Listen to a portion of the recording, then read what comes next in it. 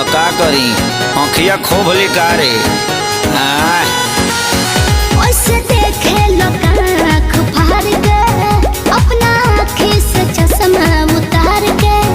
तुम सच में डियर तुम पिए हो बियर मत डालो ये गंदी नजर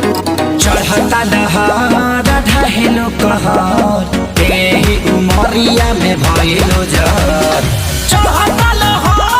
ढहेलो कहर तेही उमरिया में भइलो जर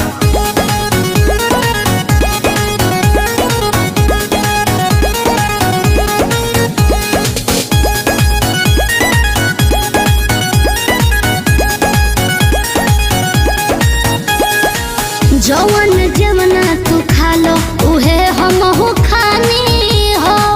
पहले तो रहनी लइका अब भइनी सयानी हो ए जवन जमना तू खा लो उहे हमहू खानी हो पहले तो रहनी लइका अब भइनी सयानी हो पीछे तो पड़ल होई पूरा इलाका लेकिन तू डाले दी हो हमर कदाका हमके लागे बड़ी डर कुछ हो जाए अगर पापा छोड़ी है न कवनो कसर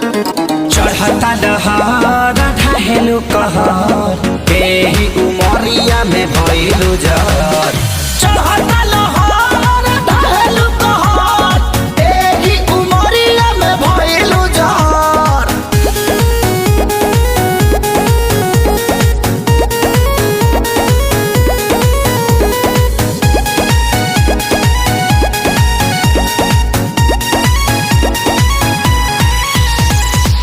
जेहि के देखऊ है मांगो ता हमरा से दिलावा हो बानी कन्फ्यूजन